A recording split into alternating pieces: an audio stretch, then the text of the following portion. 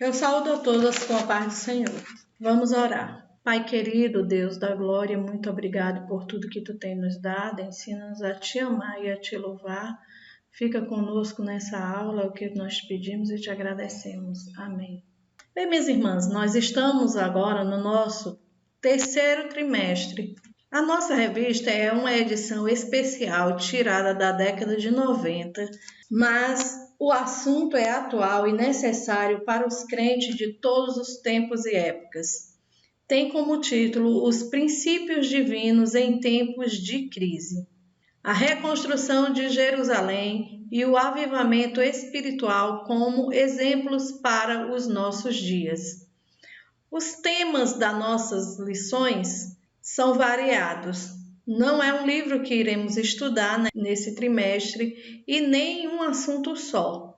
Vários assuntos e alguns livros. A lição 1 fala: Daniel ora por um despertamento. Na segunda lição, o despertamento espiritual, um milagre. A terceira lição, o despertamento renova o altar. A quarta lição é a construção do templo enfrentou oposição. A lição 5, Zorobabel recomeça a construção do templo. Na lição 6, Neemias reconstrói os muros de Jerusalém. A lição 7, o povo de Deus deve separar-se do mal. A lição 8, as causas da desunião devem ser alienadas. Na lição 9, como vencer as oposições à obra de Deus.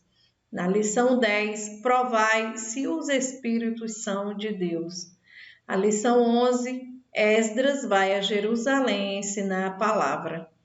Lição 12, Esdras e Neemias combatem o casamento misto.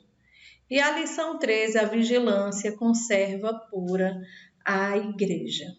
Nesse trimestre falaremos sobre o exílio de Israel, o retorno do povo de Deus a Jerusalém, a reconstrução da cidade e do templo e o despertamento para um avivamento espiritual que nos leve à vigilância, à leitura da palavra de Deus e à oração. O comentarista dessa revista é o saudoso pastor Eurico Bergsten. Ele é autor de vários livros e comentarista de 30 exemplares das revistas da Escola Bíblica Dominical da CPAD. A nossa primeira lição fala sobre Daniel ora por um despertamento. Na lição 1, 2 e 3, vamos falar sobre um despertamento. A lição 2 vai falar sobre despertamento espiritual, um milagre, e a 3, um despertamento renova o altar. Essas lições estão ligadas entre si. Na nossa primeira lição, Daniel ora por um despertamento. O texto áureo está escrito em Tiago, capítulo 5, versículo 16. Confessai as vossas culpas uns aos outros e orai uns pelos outros, para que sareis. A oração feita por um justo pode muito em seus efeitos. A verdade prática diz: o crente dedicado à oração pode exercer influência no céu, na terra e até sobre os poderes malignos. A nossa leitura bíblica básica encontra-se em Daniel capítulo 9, versículo 1 ao 3, Daniel 6, versículo 10, Daniel 2, versículo 17 ao 19 e também no livro de Esdras. Vamos ler esses versículos em casa e meditarmos nele. O nosso primeiro ponto fala sobre Daniel foi despertado para orar. Primeiro vamos falar um pouco sobre Daniel. Daniel foi um jovem hebreu levado cativo para a Babilônia no ano 606 a.C.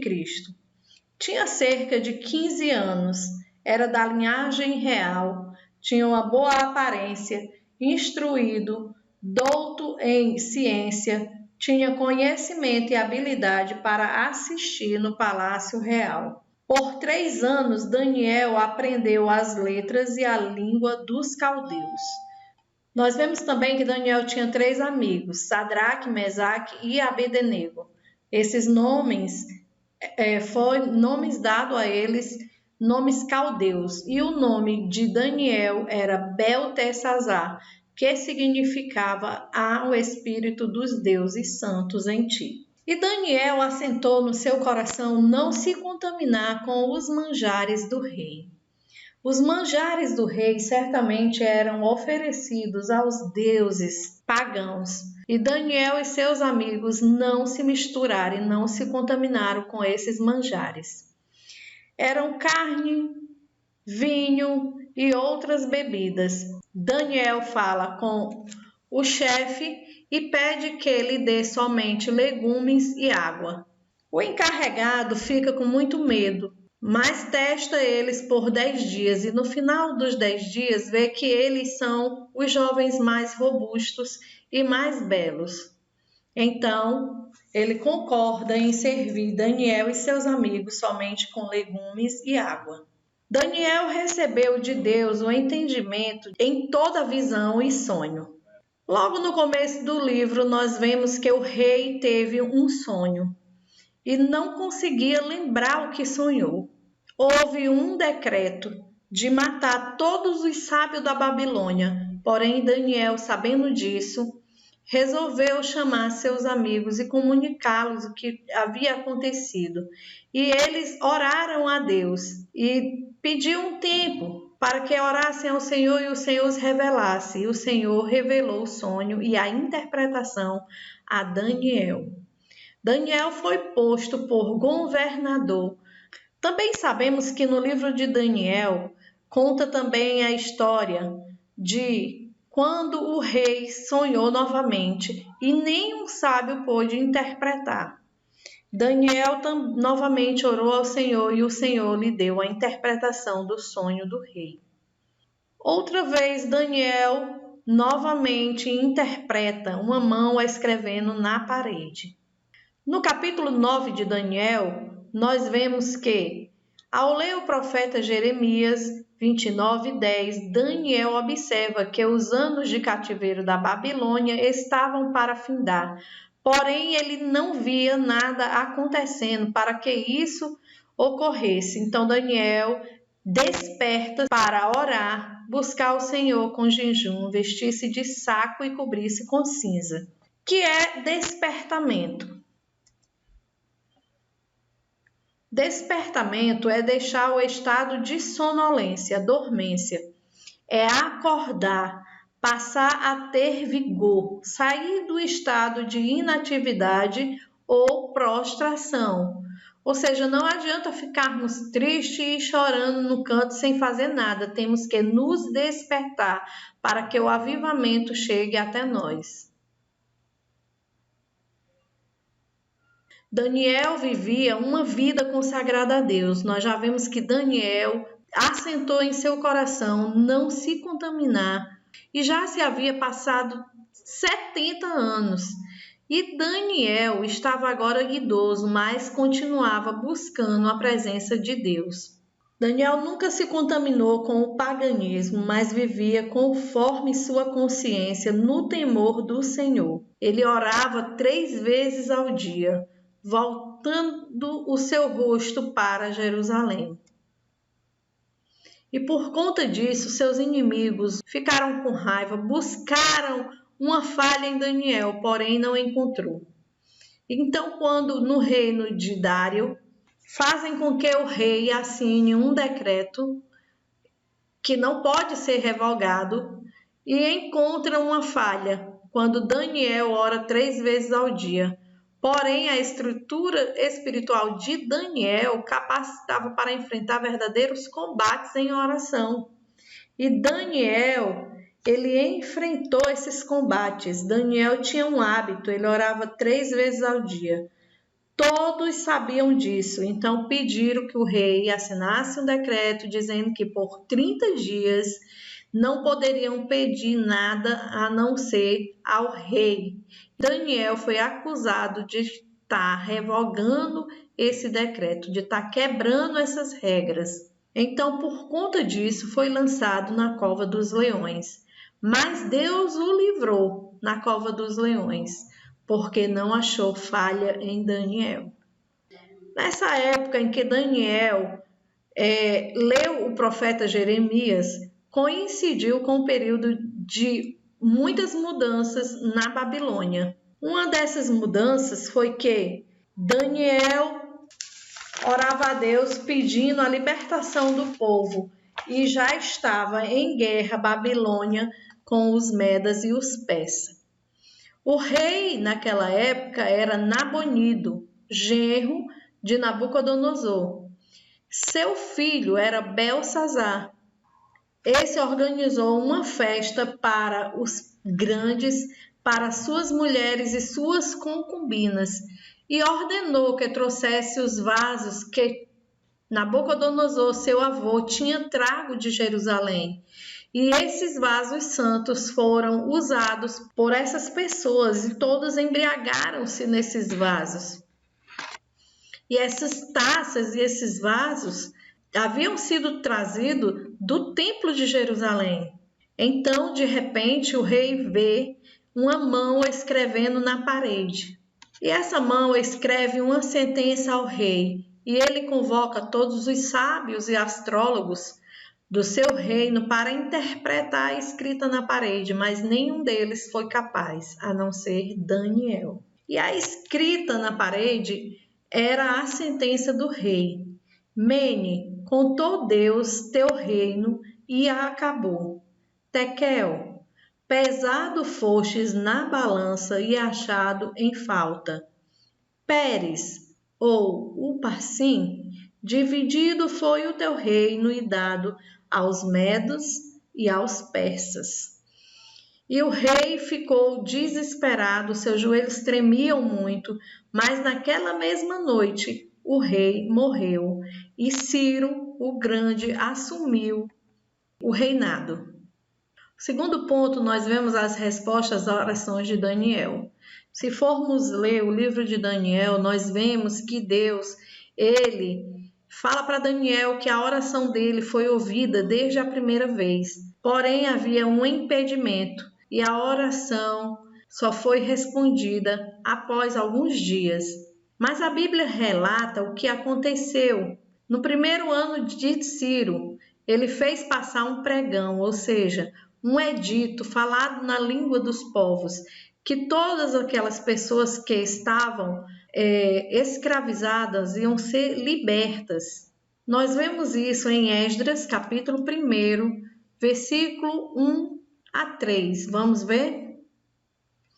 No primeiro ano de Ciro, rei da Pérsia, para que se cumprisse a palavra do rei por boca de Jeremias, despertou o Senhor o espírito de Ciro, rei da Pérsia, o qual fez passar um pregão por todo o seu reino, como também por escrito, dizendo: Assim diz Ciro, rei da Pérsia: O Senhor Deus do céu me deu todos os reinos da terra, e ele me encarregou de lhe edificar uma casa em Jerusalém, que é em Judá.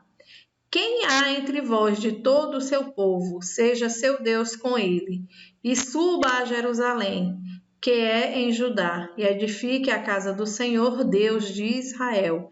Ele é o Deus que habita em Jerusalém.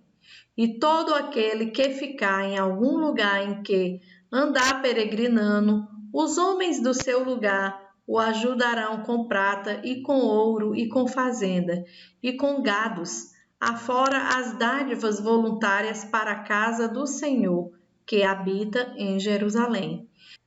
Então se levantaram os chefes dos pais de Judá e Benjamim, e os sacerdotes e os levitas, com todos aqueles cujo coração Deus despertou, para subirem a edificar a casa do Senhor, que está em Jerusalém. Conforme essa declaração de Ciro, estava cumprindo a promessa divina dada através do profeta Jeremias.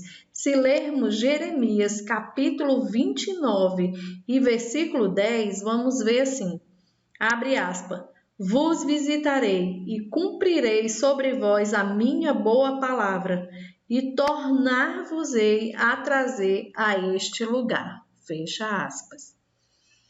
Então, todos os judeus agora seriam liberados para voltar e ajudar, caso quisesse. Receberiam permissão para reedificar o templo. E todas as despesas da construção do templo poderiam ser tiradas dos tributos além do rio. Além do mais, as pessoas poderiam dar dádivas, ouro, prata, gado. Os vasos sagrados também seriam entregues aos cuidados de Zorobabel, nomeado governador dos judeus pelo rei Ciro. O resultado de um despertamento proveniente de Deus. O rei Ciro foi despertado em seu espírito. No primeiro ano de Ciro, Deus despertou nele, o rei da Pérsia, e fez passar um pregão, que nós já acabamos de ler, para que quem quisesse voltar poderia voltar e edificar a casa do Senhor, do Deus de Israel. Ciro passa a ver Deus como o Senhor dos céus. Ele teve uma experiência pessoal com Deus. Ele não esperou como Nabucodonosor ir comer capim, mas ele quis obedecer. Ciro sabe que Deus é santo. Vamos ler em 2 Crônicas, capítulo 36, versículo 18. Todos os utensílios da casa de Deus, grandes e pequenos, e os tesouros da casa do Senhor, e os tesouros do rei e dos seus príncipes, tudo levou para a Babilônia. Isso é quando o rei Nabucodonosor levou todos esses tesouros para a Babilônia, porém Ciro os devolveu. Em Isaías, capítulo 45, versículo 1, 200 anos antes de Ciro, Isaías já profetizou a respeito dele. Assim diz o Senhor ao seu ungido, a Ciro, a quem tomo pela sua mão direita, para abater as nações diante de sua face. Eu soltarei os lombos dos reis, para abrir diante dele as portas, e as portas não se fecharão. Eu irei adiante de ti e endireitarei os caminhos tortos. Quebrarei as portas de bronze e despedaçarei os ferrolhos de ferro. Assim como Ciro teve uma experiência com Deus que é santo, nós vemos também o exemplo de Zaqueu. Ao encontrar-se com Deus, ele prometeu devolver tudo que ganhou com usura. E se por acaso tivesse defraudado alguém, devolveria 4 vezes mais. Ciro, ele devolveu voluntariamente os vasos do templo. Para concluir essa lição, nós sabemos que a oração é uma arma poderosa e imbatível no combate às forças do mal. Viver uma vida consagrada nem sempre é fácil, mas sempre nos leva à vitória plena em Cristo e nos garante a comunhão e um verdadeiro avivamento espiritual. Temos que nos despertar para ler a palavra de Deus e orarmos constantemente e vivermos em vigilância. Que Deus em Cristo nos abençoe. Amém.